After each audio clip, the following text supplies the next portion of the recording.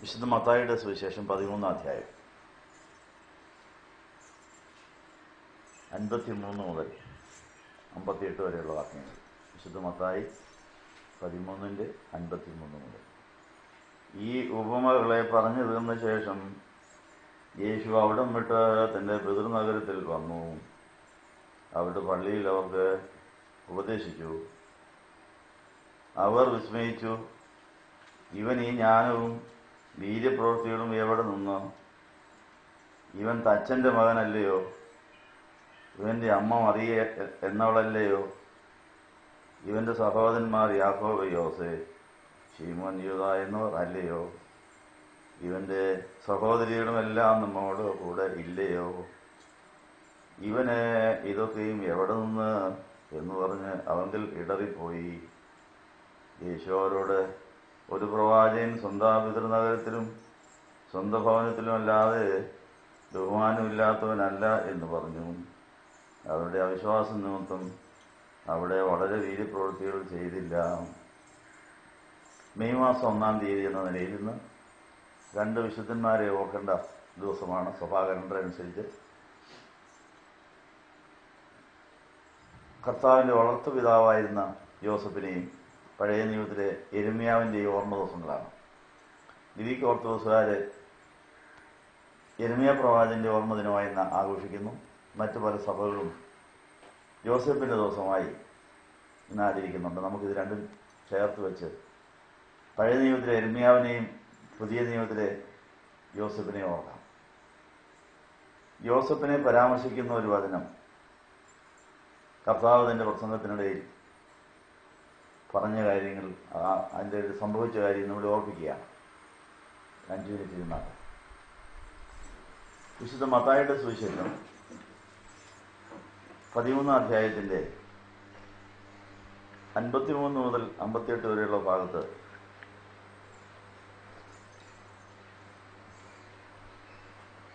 കർത്താവിനെ തൻ്റെ സ്വന്തം വീട്ടുകാർക്കും നാട്ടുകാർക്കും മനസ്സിലായില്ല, അവരിടറിപ്പോയെന്നാണ് പറയുന്നത്. ഒരു പ്രവാചകൻ തൻ്റെ പിതൃനഗരത്തിലും സ്വന്തം ഭവനത്തിലും അല്ലാതെ ബഹുമാനമില്ലാത്തവനല്ല എന്ന് പറഞ്ഞു. അവരുടെ അവിശ്വാസം നിമിത്തം അവിടെ വളരെ വീര്യപ്രവൃത്തികൾ നടന്നില്ല. അപ്പോൾ അവിശ്വാസികളുടെ മധ്യത്തിൽ നമ്മുടെ വീട്ടിലും നമ്മുടെ സ്ഥാപനങ്ങളിലൊക്കെ നമ്മൾ പ്രവർത്തിക്കേണ്ടി വരും. നമ്മളോട് അനുദിനം നിരന്തരമായി സഹവസിക്കുന്നവർ അവിശ്വാസികളാകാൻ, നമ്മൾ മനസ്സിലാക്കാത്തവരാകാൻ സാധ്യതയുണ്ട്. നമ്മൾ ഏറ്റവും അധികം സഹകരിക്കുന്ന വീട്ടിലുള്ളവരോടാണ്. അവർ നമ്മൾ ശത്രുക്കളാകാനും അവർ നമ്മളെ അവിശ്വസിക്കാനും സാധ്യതയുണ്ട്. അത് കഴിഞ്ഞാൽ പിന്നെ നമ്മൾ പ്രവർത്തിക്കുന്നത് നമ്മുടെ ജോലി സ്ഥലത്താണ്, നമ്മുടെ ഓഫീസിൽ.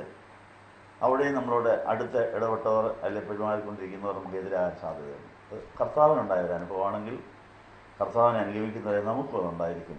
പക്ഷെ നമ്മളതിനെ എങ്ങനെ കൈകാര്യം ചെയ്യുന്നു എന്നുള്ളതാണ് വിഷയം. എല്ലാ വിശുദ്ധന്മാർക്കും എൻ്റെ നാമം നിങ്ങളുടെ സഹോദരൻ നിങ്ങളെ പകയ്ക്കുമെന്നൊരു ആശീർവാദമാണ്. അപ്പോൾ യേശുവിനെ അനുഗമിച്ചവർക്കുണ്ടായ അനുഭവം നമുക്കും ഉണ്ടാകും. പക്ഷെ അത് നമ്മുടെ വേല തയ്ക്കുന്നതിന് തടസ്സമാകരുത്. അതിന് മധ്യത്തിൽ എല്ലാം നിവൃത്തിയായെന്ന് പറഞ്ഞ് കർത്താവ് പോവുകയും ചെയ്തു. ഈ സംഭവങ്ങൾ നമുക്ക് ഭാഗിക്കുമ്പോൾ എൻ്റെ കർത്താവിനുണ്ടായ ഒരു അനുഭവമാണ് എനിക്കുണ്ടായിരുന്ന. ദൈവമേ നിനക്ക് സ്തുതി എന്ന് പറഞ്ഞാൽ പരിഭവിക്കുകയോ വെറുതെ പ്രാർത്ഥന മുടക്കുകയോ ഒന്നുമല്ല വേണ്ടത്. കർത്താവിനുണ്ടായ ഒരു അനുഭവം എനിക്കുണ്ടായിരിക്കുന്നു. കർത്താവിനുണ്ടായ അനുഭവം എന്താണ്? കർത്താവിൻ്റെ പിതൃനഗരത്തിൽ എല്ലാവർക്കും പരിചയമുണ്ട്. ചെറുപ്പം തൊട്ടേ വളർന്നു വന്ന തൻ്റെ സഹപാഠികൾ, സഹപ്രവർത്തകർ, സഹോദരി സഹോദരങ്ങൾ ഇവരെല്ലാം താമസിക്കുന്ന പിതൃനഗരത്തിൽ ചെന്നപ്പോഴുണ്ടായ അനുഭവം.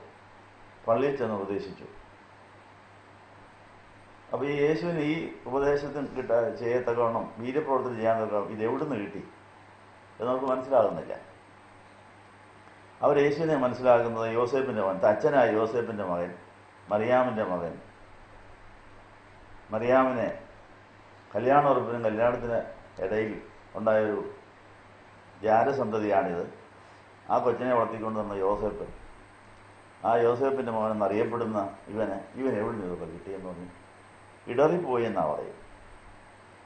അപ്പോൾ യേശുവിൻ്റെ സ്വന്തം നാട്ടുകാർക്ക്, സ്വന്തം വീട്ടുകാർക്ക് യേശുവിനെ മനസ്സിലാക്കാൻ സാധിച്ചില്ല, ഇടറിപ്പോയി. അപ്പോൾ യേശു അതിനെ എങ്ങനെയാണ് കൈകാര്യം ചെയ്തത്? ഒരു പ്രവാചകൻ സ്വന്തം പിതൃഭവനത്തിലും സ്വന്തം ഭവനത്തിലും അല്ലാതെ ബഹുമാനമില്ലാത്തവനല്ല എന്ന് പറഞ്ഞു. ഒരു പ്രവാചകന്റെ അനുഭവമാണിത്. പഴയ നിയമകാലത്ത് കുറച്ച് പ്രവാചകന്മാരെ ഉണ്ടായിരുന്നുള്ളൂ. അങ്ങനെയുള്ള ഒരു പ്രവാചകനായിരുന്നു യിരെമ്യാവ്. യിരെമ്യാവിനെ ഗർഭത്തിലേ ദൈവം വേർതിരിച്ച് വരച്ചു.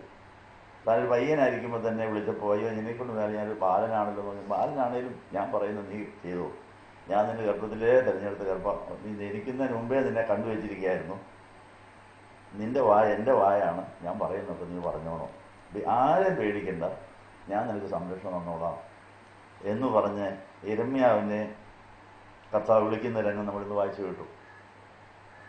പുതിയ നിയമത്തിൽ മാമോദിസയേറ്റവരെല്ലാം പ്രവാചകനും പ്രവാചകന്മാരുമാണ്.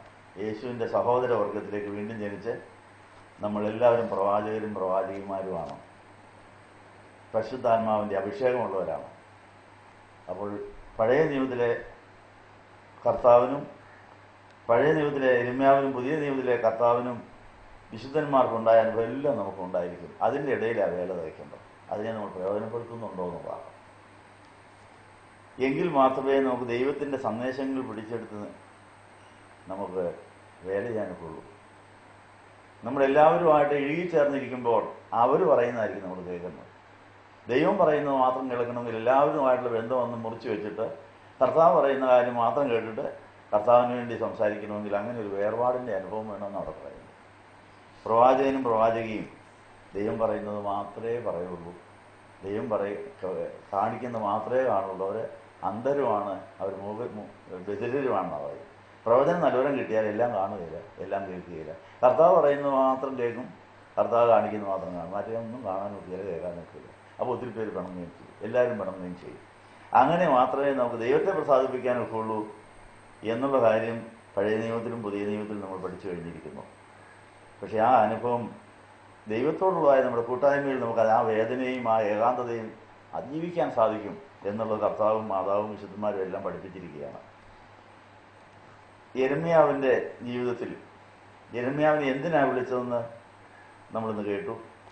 ദൈവം പറയുന്നതൊക്കെ പറയാൻ മാത്രമല്ല, ദൈവം ചെയ്യാൻ പറയുന്നത് ചെയ്യിപ്പിക്കാനാണ്. യിരെമ്യാവ് 1:10 നമ്മൾ കേട്ടു. യിരെമ്യാവിന് 4 ജോലികളുണ്ട്.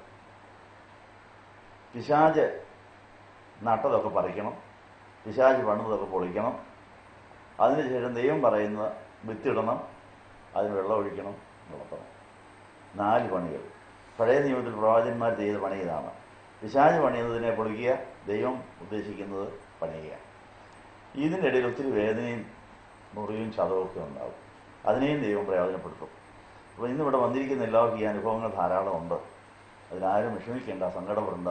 നമ്മൾ പ്രയോജനം നല്ലവരുമുള്ളവരായതുകൊണ്ട്, നമ്മൾ യേശുവിൻ്റെ ഇനത്തിൽപ്പെട്ടതായതുകൊണ്ട്, യേശുവിൻ്റെ സഹോദരവർഗത്തിൽപ്പെട്ടവരായതുകൊണ്ട്, പ്രവചക കൂട്ടത്തിലുള്ളവരായതുകൊണ്ട് നമ്മൾ ഇതിൽ കൂടെ വേല തയ്ക്കാനൊക്കെ ഉള്ളൂ.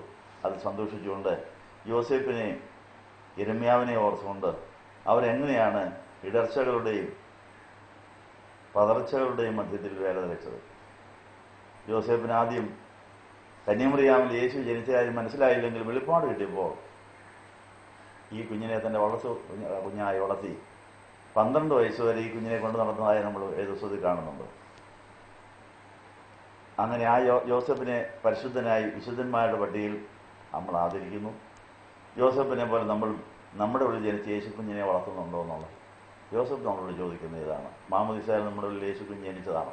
പക്ഷേ യേശു കുഞ്ഞ് നമുക്ക് കാണാതെ പോയോ, വളർത്തുന്നുണ്ടോ, സംരക്ഷിക്കുന്നുണ്ടോ എന്ന് യോസേപ്പ് ചോദിക്കുന്നു.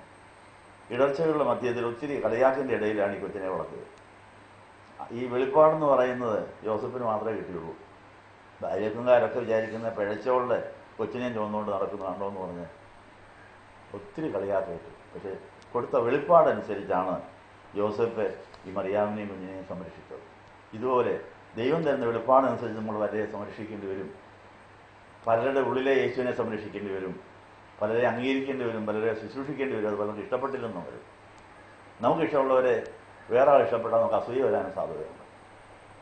അങ്ങനെ പല കാരണങ്ങളാണ് നമുക്ക് ചിലരോട് ഇഷ്ടം തോന്നാം, ചിലരോട് വിരോധം തോന്നാം, ചിലരോട് പ്രത്യേക താല്പര്യം തോന്നാം, ചിലരെ കൂടുതൽ സഹായിക്കേണ്ടി വരും, ചിലരോട് കൂടുതൽ വർത്തമാനം പറയേണ്ടി വരും. അത് വേറെ ആൾക്ക് ഇടർച്ച വരുന്നിരിക്കും. ഇതൊക്കെ ആവർത്തിക്കുന്ന പ്രതിഭാസങ്ങളാണ്. ഇതിൻ്റെ എല്ലാം ഇടയിൽ എല്ലാവരെക്കളതെയും ഞാൻ യേശുവിനെ സ്നേഹിക്കാൻ ബാധ്യസ്ഥനാണെന്ന് വിചാരിച്ച് കർത്താവും മാതാവും വിശുദ്ധന്മാരും എല്ലാം പോയ വഴിയെ പോയി വേല തയ്ച്ചാൽ നമുക്ക് സ്വർഗത്തിൽ പിതാവ് കരുതിയിരിക്കുന്ന ഭവനത്തിലെത്തി കർത്താവിൻ്റെ കല്യാണത്തിന് വാങ്ങിക്കും എന്നുള്ള വിചാരത്തോടെ ഇങ്ങനെയുള്ള അനുഭവത്തിനിടെ ഇടർച്ചകളുടെ മധ്യത്തിൽ നമ്മൾ ഇടറിപ്പോയോ? ഇടർച്ചകൾ വരേണ്ടത് ആവശ്യം വരുത്തുന്നവർക്ക് അയ്യോ കഷ്ടം. നമ്മൾ കർത്താവ് ഞാൻ മുഖാന്തരം ആർക്കും ഇടർച്ച വരല്ലേ, പക്ഷേ ഇടർച്ചകളുടെ മധ്യത്തിൽ ഞാൻ ഇടറരുത്. അതുകൊണ്ട് ഉത്തമന്മാർ പ്രസിദ്ധരാകേണ്ടതിന് കലാപങ്ങൾ ഉണ്ടാകേണ്ടത് ആവശ്യം. ഇടർച്ചകളുടെ മധ്യത്തിൽ കലാപങ്ങളുണ്ടാവും, പല ഗ്രൂപ്പുകളുണ്ടാവും, പല കേസുകളുണ്ടാവും, ആരോപണങ്ങളുണ്ടാവും. അതിൻ്റെ ഇടയിൽ വേല തെളിച്ചിട്ട് പോകണം. നമ്മൾ ഉത്തമരാണെന്ന് തെളിയിക്കാനാണ്. ഇഷ്ടമില്ലാത്ത ഒരാൾ പള്ളിയിൽ നിൽക്കുമ്പോൾ സമാധാനം കൊണ്ട് തരുമ്പോൾ യേശുവിൻ്റെ നാമത്തിൽ എനിക്ക് ആരോടും വിരോധമില്ല, ഞാൻ ഇവരെ സ്വീകരിക്കുന്നതാണ് ഞാൻ കൈ കൊടുക്കേണ്ടത്. എല്ലാവരെയും അംഗീകരിച്ചിട്ടല്ല, ഇഷ്ടമുള്ളവർക്ക് മാത്രമല്ല കൈ കൊടുക്കേണ്ടത്, ഇഷ്ടമില്ലാത്തവരുടെ അടുത്ത് പോയാൽ നിൽക്കേണ്ടത്. എന്തിനാ? യേശു ഭാവിയായിരുന്നപ്പോൾ എന്നെ സ്നേഹിക്കൂ. ആരായാലും ശരി, അവർക്ക് വേണ്ടി കൂടി യേശു മരിച്ചതാണ്. എനിക്ക് അവരോട് ഒരു ഗുണവുമില്ല. അവരുടെ ബലഹീനതയെ ഞാൻ വെറുക്കുന്നു, അവരുടെ പാപത്തെ ഞാൻ വെറുക്കുന്നു, പക്ഷേ അവരെ യേശുവിൻ്റെ നാമത്തിൽ സ്വീകരിക്കുന്നു എന്ന് പറഞ്ഞ് നമ്മൾ ഭാവികളായിരുന്നപ്പോൾ നമ്മളെ സ്വീകരിക്കുകയും നമുക്ക് വേണ്ടി മരിക്കുകയും ചെയ്ത് യേശുവിൻ്റെ സ്വഭാവം കാണിച്ചാലേ യേശുവിനെ പോലെയായി യേശുവിൻ്റെ ജീവിത പങ്കാളിയാകാനൊക്കെ വിചാരിച്ചുകൊണ്ട് യോസേപ്പും യെരമ്യാവും നമുക്ക് തരുന്ന സന്ദേശം ഉൾക്കൊണ്ട് അവരോട് ആരാധിപ്പാൻ നമുക്കുണ്ടായ കുറവുകൾക്ക് ഒരിക്കൽ കൂടെ പാപം നടത്തുകയാണ്. നിങ്ങൾക്ക് എല്ലാവർക്കും സമൃദ്ധി ഉണ്ടായിരിക്കട്ടെ.